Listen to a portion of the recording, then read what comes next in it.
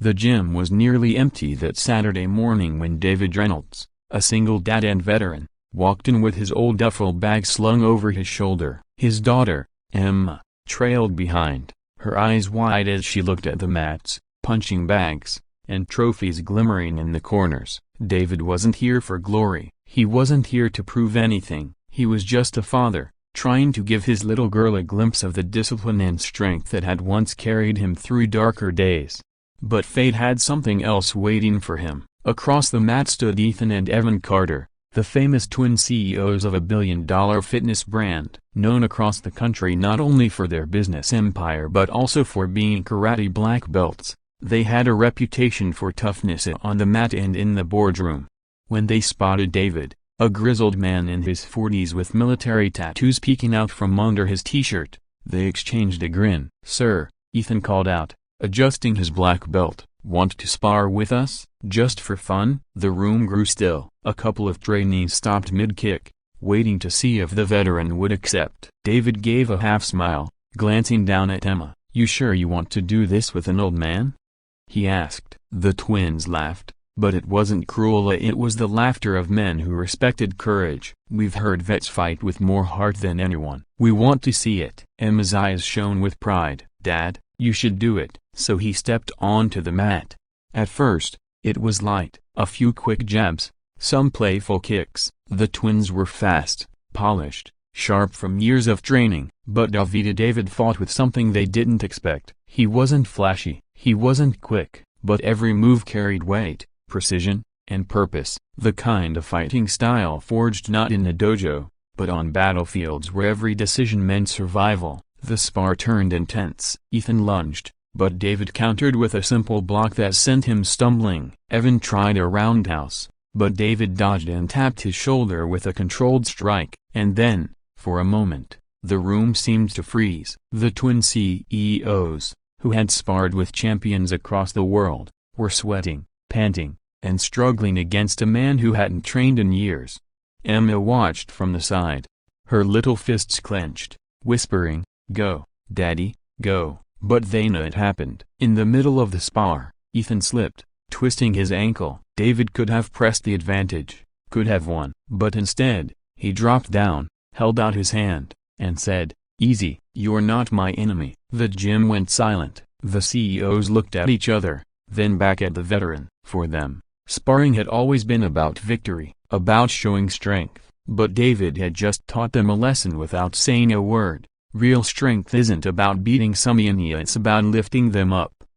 After helping Ethan back to his feet, David started to step off the mat, but that's when Evan stopped him. "Wait," he said, his voice rough with emotion. "We've never seen anyone fight like that. Not just with skill but with a broken bar heart." Ethan nodded, still catching his breath. "You showed us something today. Discipline, control, respect, things money can't buy." Emma ran up and hugged her father's leg, grinning ear to ear. The twins exchanged another look, then turned back to David. "We want to offer you something," Ethan said. "Not just as fighters but as CEOs. We run a foundation that mentors kids through martial arts. We'd be honored if you joined USA taught kids the same way you just taught us." David blinked, stunned. He had come to the gym just to share a piece of his past with his daughter. Now, he was being asked to shape the future for dozens maybe hundreds of children. Emma tugged at his hand. "Daddy, you should do it." For the first time in years,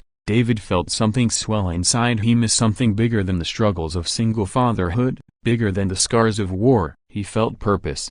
That day, the twin CEOs weren't the ones who walked away victorious. It was the veteran of the single dada who reminded everyone watching that strength isn't measured in belts, titles, or bank accounts. It's measured in compassion, humility, and the courage to fight for others. And as David walked out of the gym with Emma's small hand in his, he knew this wasn't the end of his journey. It was the beginning of a new mission, a one where his greatest battles would be fought, not for survival, but for hope. David thought the offer was just polite words, the kind of thing people said in the heat of a moment. But the next morning, his phone rang. "Mr. Reynolds?"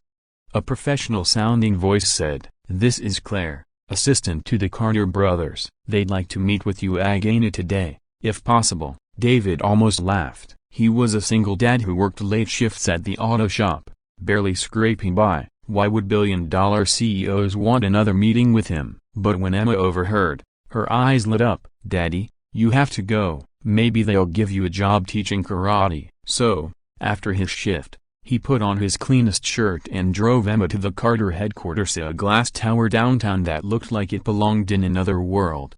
Inside, the twins greeted him warmly, not as CEOs, but as equals. "We weren't kidding yesterday," Ethan said. "We've trained with world champions, but you taught us more in one spar than years of competition ever did. We want you to work with us." David shifted uncomfortably. "Listen, I'm no master sensei. I'm just a dad trying to keep my kid on the right path." Evan leaned forward. "That's exactly why we need you. Kids don't need another flashy instructor, they need someone who understands discipline, humility, sacrifice. Someone who's lived it." David glanced down at Emma, who was proudly swinging her little legs in the big office chair. She whispered, "Say yes, Daddy."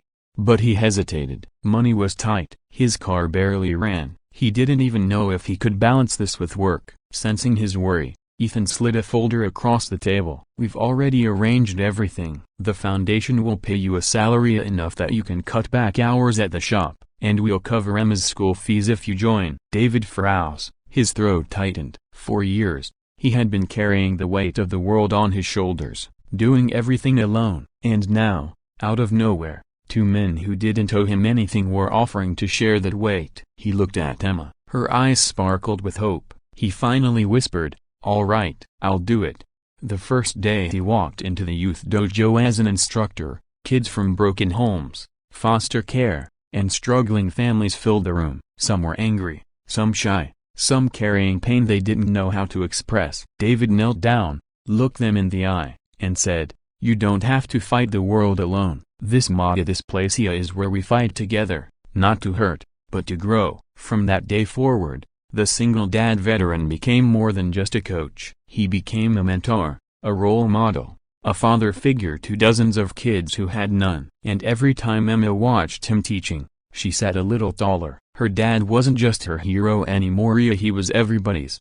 Months later, at a foundation showcase, the Carter twins stood before a packed crowd. Behind them, kids demonstrated their skills, bowing with respect before every spar. Evan took the mic. "We've built businesses, we've won championships, but the greatest victory we've seen is what happens when someone like David Reynolds gives kids the chance to believe in themselves." The crowd erupted in applause. Emma squeezed her dad's hand and whispered, "Told you they'd need you." And for the first time in a long time, David's eyes filled with tears, and not from loss or struggle, but from gratitude.